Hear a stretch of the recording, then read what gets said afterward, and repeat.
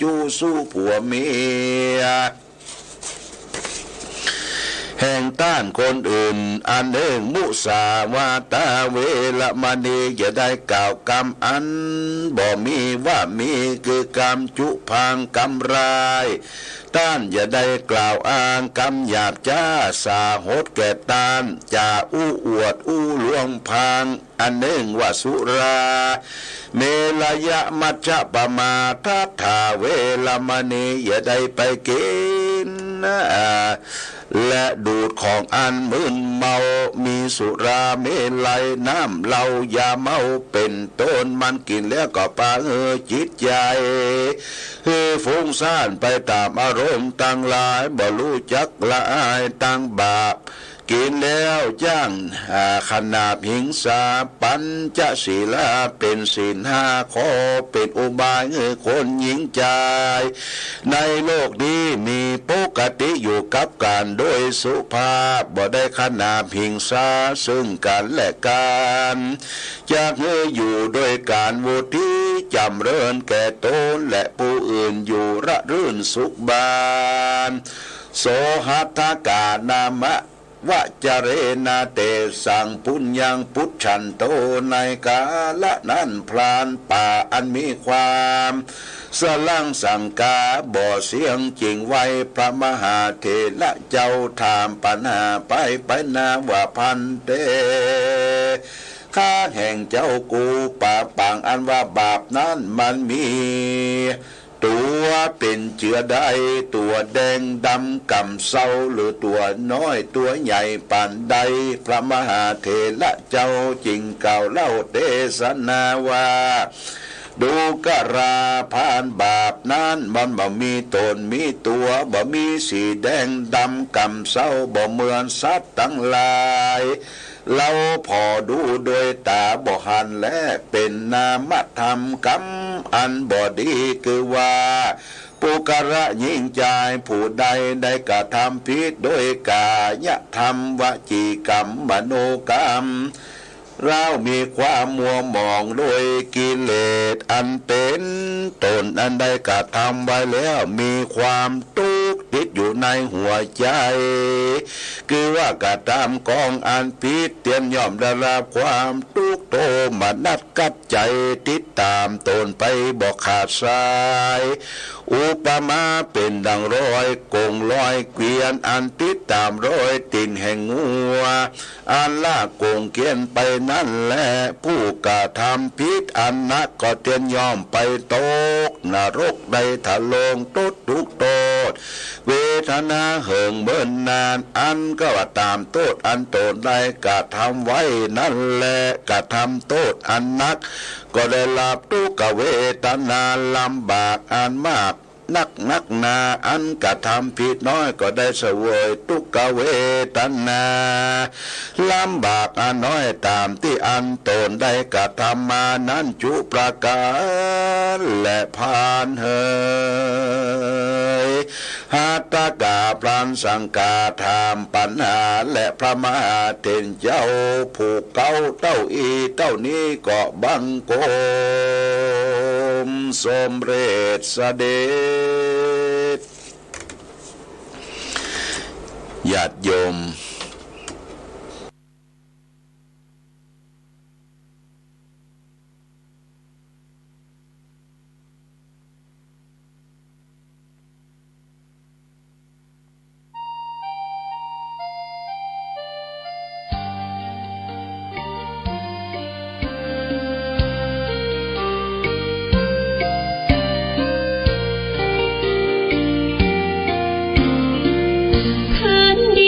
ถิ่นแคว้นในแดนกว้างขวางเมืองฝางอำไพเลิศล้ำวิไลชวนให้ไปหาทุ่งเขาเนาไพรหากใครได้มาม่วนใจนักหนาได้มาแอวเมืองฟ้าทำล้ำเที่ยวทำตักเต่าแดนเก่าโบราณเรียบล้อลำธารที่ ยวดอยอ่างขางเขื่อนน้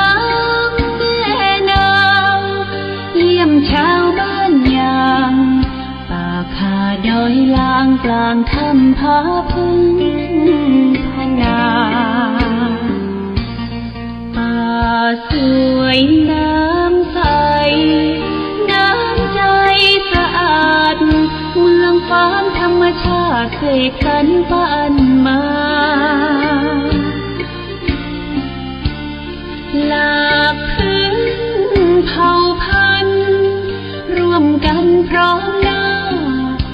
เสน่ห์นำพายมาเมืองฟ้าดอยดงหน้าแดนแห่งนี้มีชื่อเมืองปางท่ามกลางลมหนาวทุ่งท้องกวาวชวนให้ลุ่มลงหากแม้นใครยืนสักครั้งก็คงอยากแท้ลืมลงเมืองฝางฝังใจ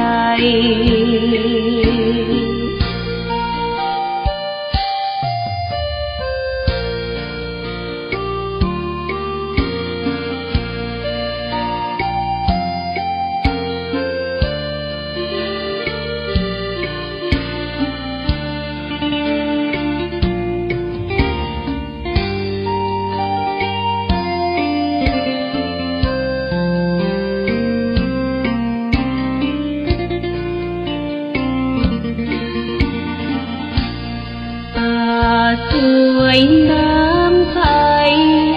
น้ำใจสะอาดเมืองฟ้าธรรมชาติเสกสรรปั้นมา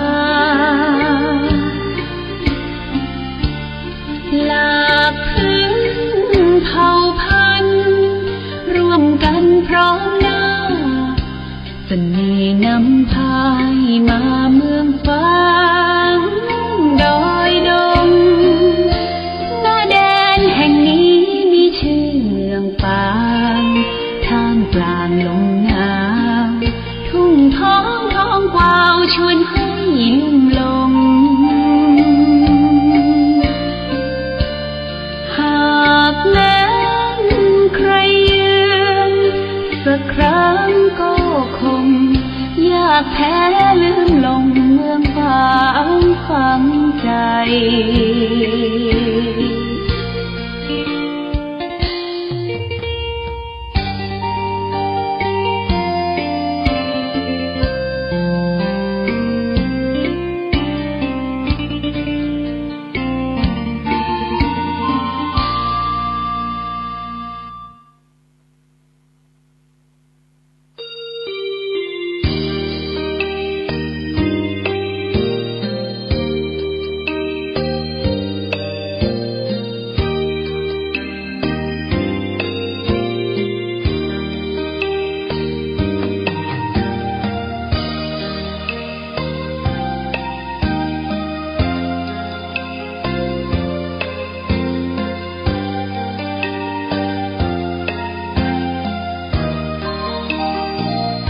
เวียงฟ้างเมืองบุญอุ่นไอถึงชัยประการน้ำกกแม่ไอไหลผ่านสองฝั่งสายทานอุดมสมบูรณ์เมืองไม้งามอารามเอื้องหลวงดอกคูณชูช่อโรแสงอรุณเหมือนบุญหนุนนำให้มาแม่ยามนี้ไม่มีเสียงใครสะอื้น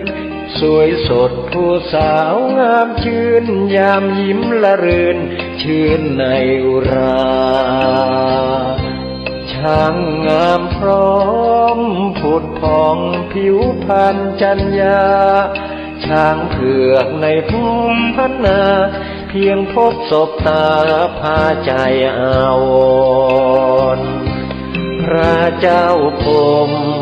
สร้างสมเวียงชัยประการ สืบลูกสืบหลานเป็นตำนานเหมือนดังละครเหนื่อยยากเพียงใดทรงใส่ใจข้าราษฎรเชียงแสนแม่อายท่าตอนทรงขวาตอนร่วมเป็นธานีควรจงภูมิใจเทิดไว้เหนือกล้าวเกษาพระคุณมากล้นพันละนาสร้างเมืองมานับกว่าพันปีกอบกู้เวียงร้างสร้างวัดวิหารเจดีย์เรามีสุขทุกวันนี้เพราะพระบารมีของพระเจ้าพรหม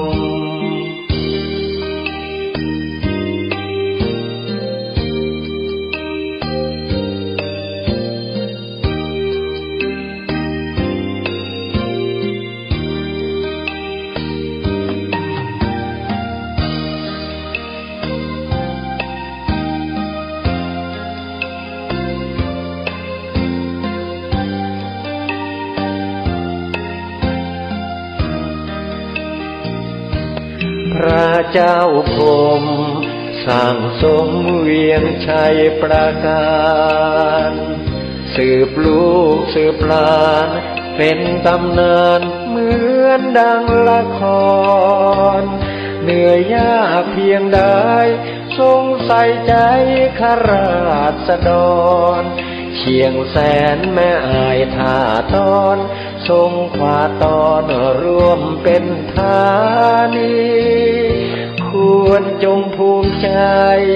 เทิดไว้เหนือกล้าวเกษาพระคุณมากล้นพันละนาสร้างเมืองมานับกว่าพันปีกอบกู้เวียงร้างสร้างวัดวิหารเจดีย์เรามีสุขทุกวันนี้เพราะพระบารมีของพระเจ้าพรหม